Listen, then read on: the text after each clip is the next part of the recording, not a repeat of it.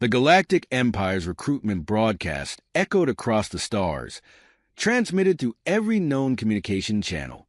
It was not an invitation but a challenge. The message began with a chilling statistic. This task has a 99.9% fatality rate. Success will bring wealth, honor, and eternal recognition within the Empire. Failure ensures death. The words hung heavily, underscored by visuals of smoldering alien landscapes, shattered vessels, and the skeletal remains of those who had come before. The Empire's finest warriors, it claimed, had tried and failed. They needed something more, someone reckless or brilliant enough to succeed. On Earth, the response was immediate and unanimous. While alien species across the galaxy recoiled in horror at the challenge, humanity leaned in, intrigued. Earth's military leaders, adventurers, and even private citizens debated the details, but one sentiment rang louder than the rest. This sounds fun. Marcus Kane, the self-appointed leader of humanity's first expedition into the wider galaxy, watched the broadcast with a faint smirk tugging at the corner of his lips. His sharp green eyes tracked every frame, as if dissecting the Empire's plea for help. He was in his mid-30s, his face a patchwork of small scars that hinted at a life lived dangerously, yet successfully. He sat at the head of a table in the Orion, Earth's first interstellar warship, surrounded by his hand-picked team. Ethan Steele, the team's tactician, leaned back in his chair, running a hand through his buzzed blonde hair. "They're desperate," he said, his voice tinged with amusement. "Broadcasting galaxy-wide? You only do that when you've run out of options." Drake Holloway, the ship's engineer, let out a low whistle as the visuals displayed a planet wreathed in acid storms and teeming with monstrous, alien predators. "Kravos 7, he murmured, reading the data aloud. "Gravity fluxes, hostile wildlife, environmental hazards off the charts. And they want us to go there." Victor Cross, the team's marksman, shifted in his seat, his arms crossed. His expression was unreadable, but his voice carried a hint of anticipation. "It's a challenge," he said simply. Marcus finally spoke, his voice calm yet commanding. "It's more than that. It's an opportunity. They think it's impossible. They think we'll fail like the rest of them." His smirk widened into a grin. "Let's prove them wrong." The room fell silent as his words sunk in. Then Ethan laughed, breaking the tension. "You're insane, Marcus. And yet you're still here," Marcus replied. The team was well aware of the risks, but none of them hesitated. Humanity's introduction to the galactic stage had been recent, but their reputation was growing rapidly. Other species called them reckless, overly aggressive, and disturbingly inventive. Humans wore the insults like badges of honor. The Empire's representatives were less enthusiastic.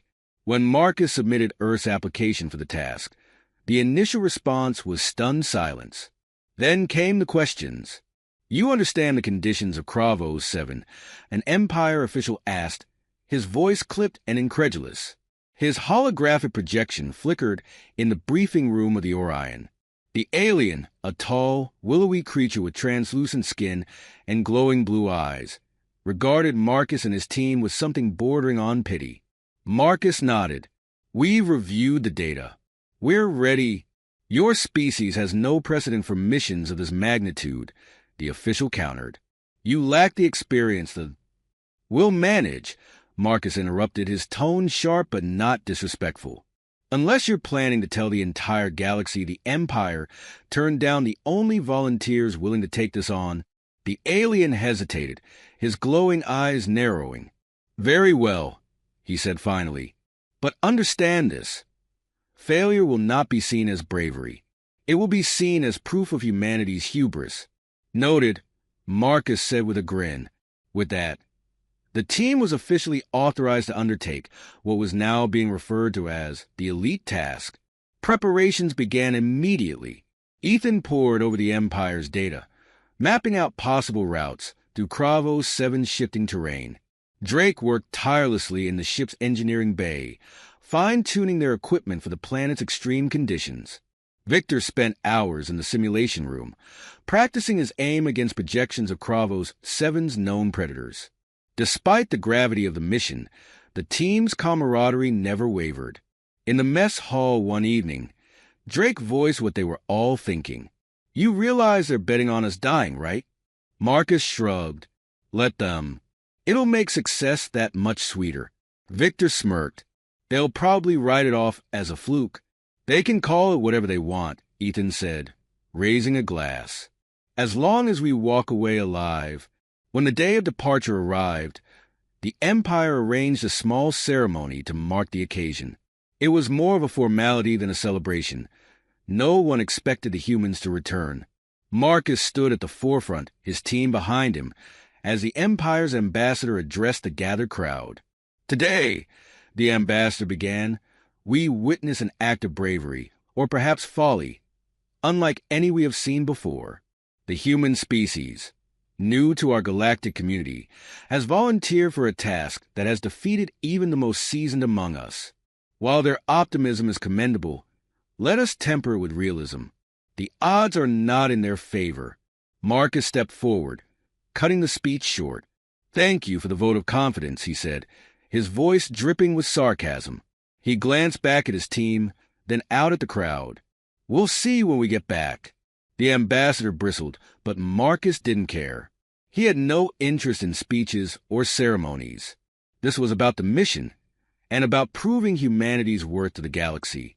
As the Orion lifted off, leaving the Empire's capital behind, Marcus felt a surge of anticipation. This wasn't just about survival. It was about making a statement. "Set course for Kravos 7, he ordered, his voice steady. Ethan punched in the coordinates, the hum of the engines rising as the ship prepared for hyperspace. "Everyone ready?" Marcus asked, glancing around the bridge. Drake grinned. "Born ready." Victor nodded silently, checking his weapon one last time. Ethan smirked. "Let's show them what humans can do." As the Orion jumped to light speed, Marcus leaned back in his chair, his expression one of quiet determination. He knew the risks. He knew the odds. But he also knew one simple truth. Humans thrived where others faltered. And this time would be no different. The Orion broke through the atmosphere of Kravos 7, its reinforced hull groaning under the strain of violent winds and razor-sharp acid rain. The view from the cockpit was a kaleidoscope of chaos. Green lightning crackled across an ash-gray sky, and below stretched an endless expanse of jagged cliffs, bubbling tar pits, and rivers that glowed with a menacing bioluminescence. Drake Holloway, hunched over his engineering console, muttered a curse. "This planet's trying to kill us before we even touch the ground. That's why we've got you, isn't it?" Marcus, Kane replied, without looking up from the controls. His hands moved with practiced precision, keeping the ship steady despite the turbulence. Drake snorted but didn't take his eyes off the readings. "Yeah, well, don't get cocky. These systems weren't built to handle this kind of abuse." "Noted," Marcus said dryly. Ethan Steele stood behind Marcus, arms crossed, studying the terrain through the cockpit's reinforced glass. "Landing zone's going to be tight. Those cliffs look like they're moving." "They are," Victor Cross said from his post at the weapon station. He zoomed in on the cliffs, revealing the unsettling truth.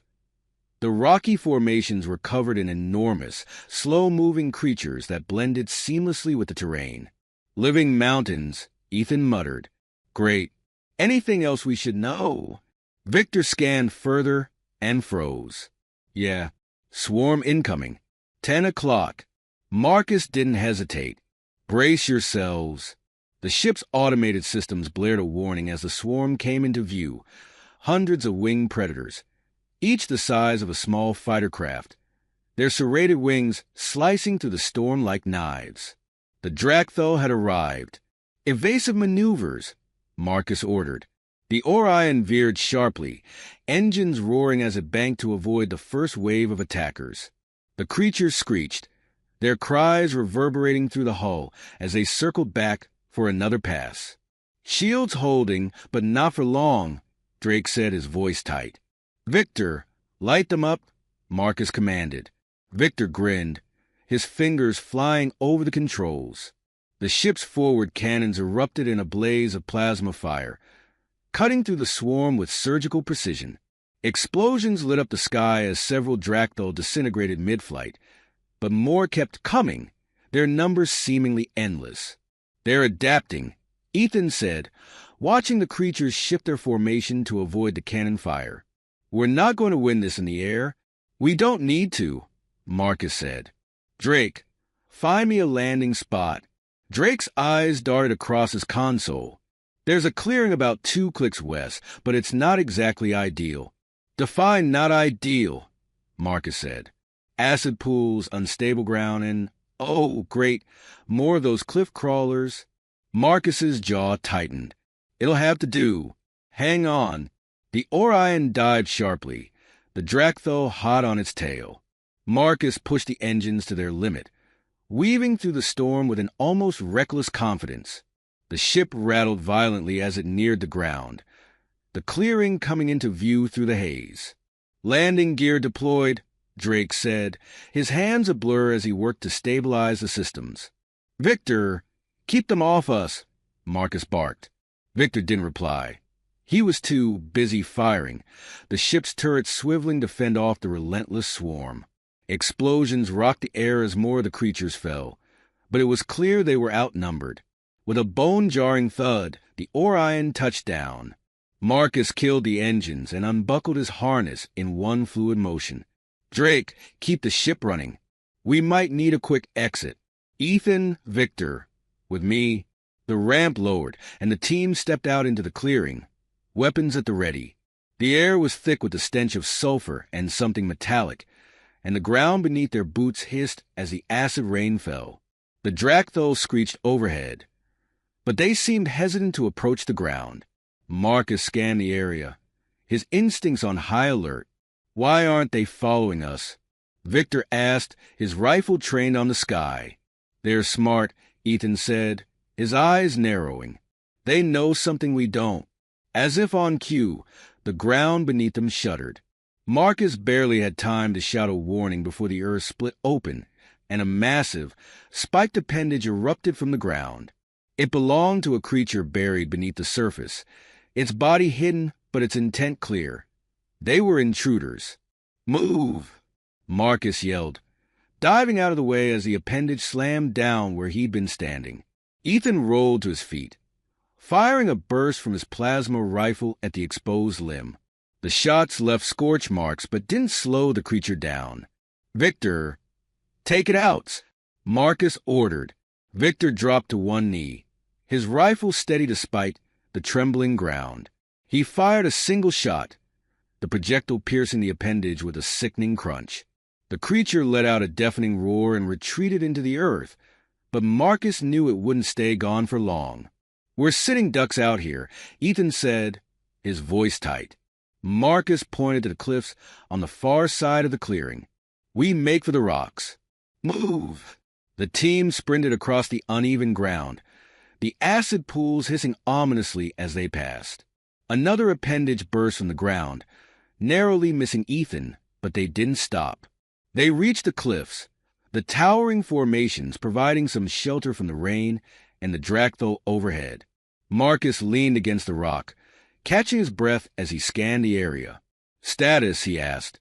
"Alive," Ethan said, though his voice was laced with frustration. "Barely," Drake added over the comms. "The ship's not going to hold up to this environment for long. You'd better find whatever it is we're looking for fast." Marcus nodded, his mind racing. The job had barely begun, and already the planet was living up to its reputation. But he wasn't about to back down. "This is nothing," he said, more to himself than anyone else. Victor raised an eyebrow. "Nothing?" Marcus grinned. "We've faced worse." Victor didn't reply, but a faint smirk tugged at the corner of his mouth.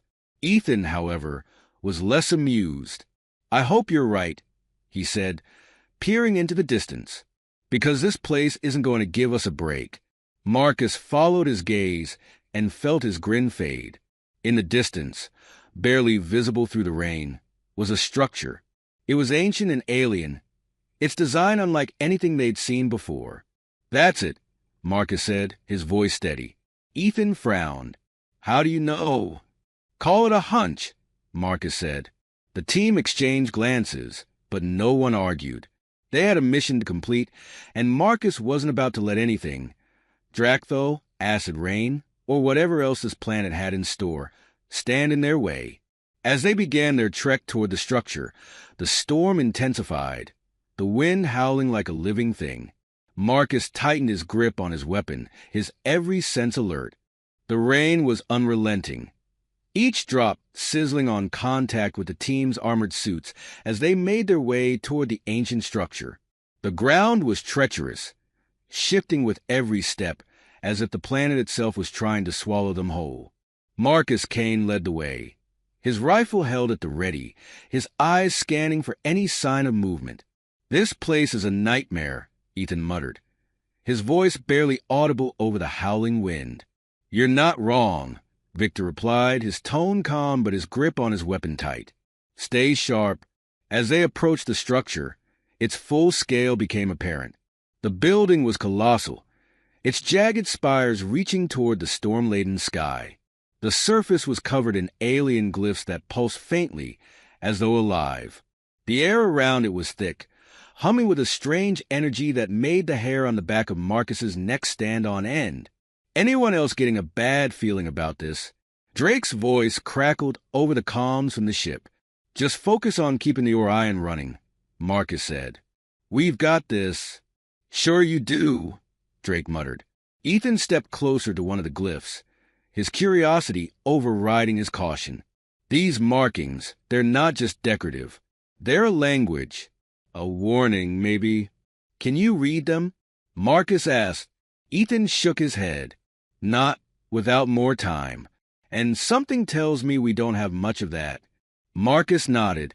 Then we keep moving. They found an entrance at the base of the structure, a massive archway that loomed like the gaping maw of some ancient beast. The interior was dark, but the faint glow of the glyphs provided just enough light to reveal a narrow corridor that stretched into the depths of the building. Stay close, Marcus said, stepping inside.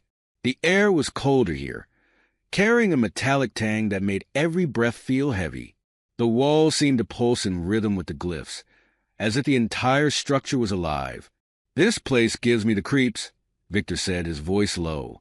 Ethan smirked. That's probably the point. They moved in silence, their footsteps echoing off the smooth, alien stone. The corridor twisted and turned, leading them deeper into the structure. Every so often, they passed what looked like statues. Hulking figures carved from the same material as the walls, their faces obscured by intricate helmets. Guardians, Victor said, his voice tinged with unease. Let's hope they stay statues, Marcus replied. The corridor opened into a vast chamber, its ceiling disappearing into darkness. In the center of the room stood a pedestal, and atop it rested a small, glowing artifact. The light it emitted was soft yet piercing, casting strange shadows on the walls. That's it, Marcus said, his voice steady. Ethan frowned. How do you know? Because it's the only thing in here worth guarding, Marcus replied.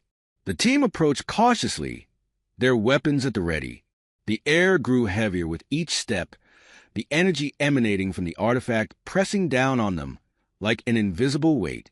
Whatever this thing is, it's powerful, Ethan said, his voice strained. And dangerous, Victor added. Marcus reached the pedestal and studied the artifact. It was a small, crystalline object, its surface shifting and shimmering as if it contained a living galaxy. He didn't hesitate.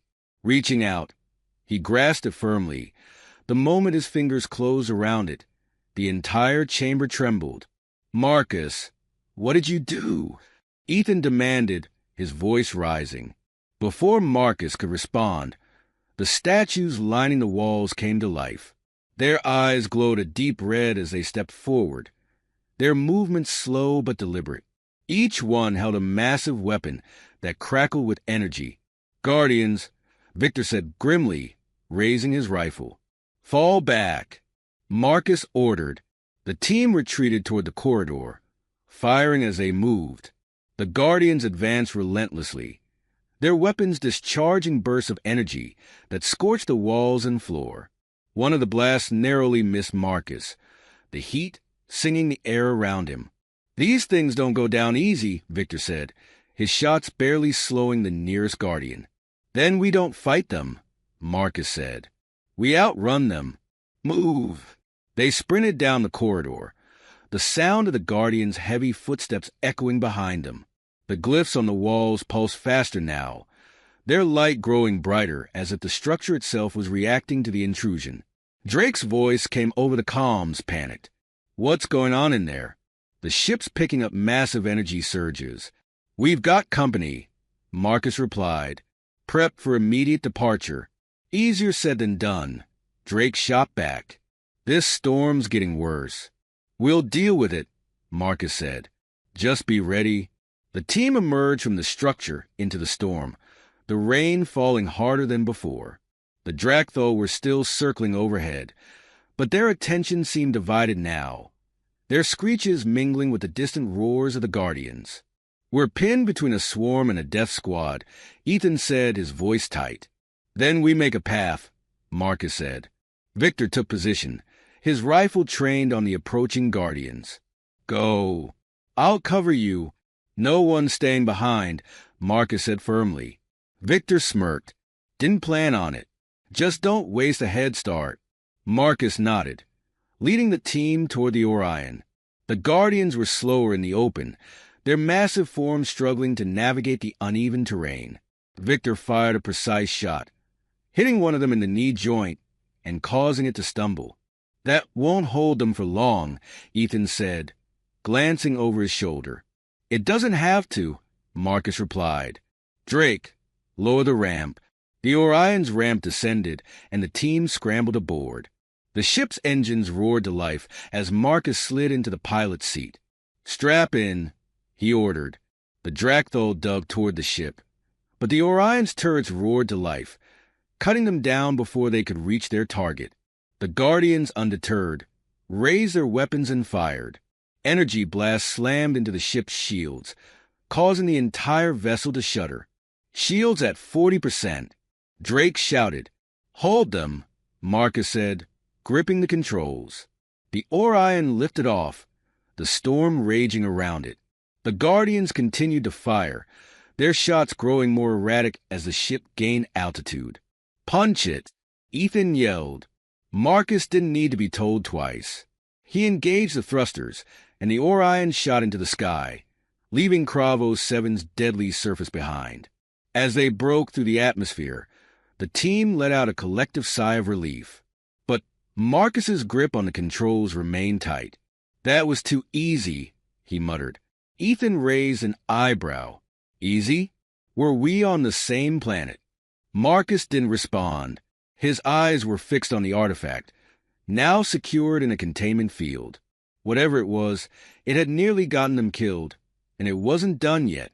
Victor leaned back in his seat, his expression unreadable. "So what's the plan now?" Marcus's jaw tightened. "We find out what this thing is, and we figure out why the Empire was willing to risk everything for it." The others exchanged uneasy glances but didn't argue. The mission wasn't over, not by a long shot. As the Orion jumped to hyperspace, the artifact pulsed faintly, its light casting eerie shadows across the cabin. Marcus couldn't shake the feeling that they'd only scratched the surface of the danger they were in. "Buckle up," he said, his voice low. "It's going to get worse before it gets better." The Orion emerged from hyperspace into the relative calm of a distant star system, its engines groaning under the strain of the jump. The once pristine hull was scorched and pitted, evidence of their brutal escape from Kravo 7. Inside, the crew sat in tense silence, their adrenaline finally ebbing but leaving exhaustion and unease in its wake. Marcus Kane leaned back in the pilot's chair, his eyes fixed on the artifact secured in the containment field at the center of the room. The crystalline object pulsed with an almost hypnotic rhythm, casting shifting shadows that seemed to dance along the walls. It hadn't stopped glowing since they retrieved it, its energy a constant unsettling presence. Whatever that thing is, it's not just some treasure, Victor said, breaking the silence. He stood near the containment unit, arms crossed, his expression grim. Treasure doesn't wake up death squads, Ethan added, pacing the small cabin. His usual bravado was muted, his movements restless. And it doesn't send an entire planet's ecosystem into overdrive. That thing is alive. I'm telling you, alive. Drake's voice crackled over the comms from the engine room. Great, because what we really needed was a sentient cosmic nightmare on board. Marcus ignored the banter, his focus unyielding. We need answers, and we need them now. Ethan stopped pacing and turned to him. And where exactly are we supposed to get those? The Empire sure as hell didn't give us any hints. Victor stepped closer to the containment field, his gaze narrowing. We could try interacting with it. See if it responds. That's the worst idea you've had in months, Drake called out from the comms. What if it fries the ship? Or worse, fries us? Victor shrugged. If it wanted us dead, we wouldn't have made it off that planet. Whatever it is, it let us take it. That doesn't mean we should start poking it, Ethan said, his tone sharp. Marcus stood, his movements deliberate. Victor's right. This thing didn't destroy us when it had the chance. But we need to be careful. Ethan, prep the scanner. Drake, I want the engines on standby. If this thing goes sideways, we're jumping out of here. Copy that. Drake replied, though his tone suggested he wasn't thrilled about it. Ethan moved to the ship's scanner, activating the system with a few quick taps on the console. A soft hum filled the cabin as the equipment calibrated. Ready when you are, he said. Marcus nodded and stepped closer to the containment field. The artifact's pulsing seemed to quicken as he approached, its glow intensifying. He hesitated, then placed a gloved hand on the edge of the field, just close enough to feel the faint warmth radiating from the object. The moment his hand hovered there, the artifact reacted. Its light flared, filling the room with a blinding brilliance. The hum of the scanner grew louder, its readings spiking wildly. Marcus stepped back. Ethan shouted, shielding his eyes. But Marcus couldn't move. He felt a presence pressing against his mind, a weightless yet undeniable force that wasn't hostile, but wasn't entirely benign either. It was as if the artifact was searching him, peeling back layers of thought and memory with an almost clinical precision. Then, as suddenly as it began, the light dimmed. The artifact returned to its steady pulse, and Marcus stumbled back, gasping for breath. Marcus! Ethan was at his side in an instant, steadying him. What the hell just happened? Marcus shook his head, trying to clear the fog in his mind. It spoke to me? Victor frowned. Spoke? How? Not in words, Marcus said, his voice hoarse. It was images, emotions. It showed me things. A war. Entire civilizations wiped out. And then he trailed off, his gaze fixed on the artifact. And then it asked me a question. What kind of question? Ethan asked, his tone wary. Marcus looked at him, his expression unreadable. It asked if I was willing to fight. The cabin fell silent. Victor's jaw tightened, and Ethan's pacing resumed, his movements more agitated than before. And what did you say? Victor asked quietly. Marcus didn't answer immediately. He glanced at the artifact, its glow steady and unyielding, before meeting Victor's gaze. I said yes. Ethan let out a sharp breath, running a hand through his hair. You said yes? Just like that? We don't even know what this thing is, Marcus. I didn't have a choice, Marcus said, his voice firm. Whatever this is, it's bigger than us. Bigger than the Empire. If we don't act, it won't matter what we think. There won't be anyone left to argue. Drake's voice cut through the tension. Hate to interrupt, but we've got company. Sensors are picking up multiple ships inbound, and they're not friendly. Empire? Marcus asked, already moving to the pilot's seat. Looks like it, Drake confirmed. They must have tracked us. Damn it. Victor muttered, gripping his rifle. Marcus brought the Orion systems online, his fingers flying over the controls. Everyone to stations. We're not letting them take this thing. The team moved quickly, their exhaustion forgotten in the face of the imminent threat. The Orion's engines roared to life as Marcus guided the ship into a defensive position. The Empire's ships dropped out of hyperspace, sleek and menacing. Their weapons charged immediately, and a voice crackled over the comms. "This is Captain Rao of the Imperial Fleet. Surrender the artifact, and your lives will be spared. Resist, and you will be destroyed." Marcus smirked, his hands steady on the controls. "Victor, you hear that? They think they've got us." Victor grinned, his fingers dancing over the weapon systems. "Let's show them otherwise." The Orion moved with surprising agility, darting through the void as plasma bolts lit up the darkness. Victor returned fire, his shots precise and unrelenting. Ethan worked at the scanner, his face lit by the glow of the console. "Marcus, the artifact's energy is spiking again. I think it's reacting to the fight. Can you control it?" Marcus asked, dodging another barrage of fire. Ethan shook his head. "I don't even know what it's doing, let alone how to control it." The artifact pulsed brighter, its light filling the cabin. Then, without warning, a beam of energy erupted from the containment field, slicing through the nearest Imperial ship like a knife through paper. The remaining ships hesitated, their formation faltering. "Looks like it's fighting back," Victor said, his tone both impressed and uneasy. Marcus didn't take his eyes off the controls. "Good. Let's give it some cover. Drake, plot us a course out of here." "Already on it," Drake replied. The Orion weaved through the chaos, the artifact's energy continuing to lash out at their attackers. One by one, the Imperial ships fell, their sleek forms reduced to smoldering wreckage. When the last ship was destroyed, the artifact's light dimmed once more, its energy retreating as quickly as it had surged. Marcus guided the Orion away from the battlefield, his hands steady despite the adrenaline coursing through him. Ethan slumped into a seat, his breathing heavy. "That thing just saved our asses."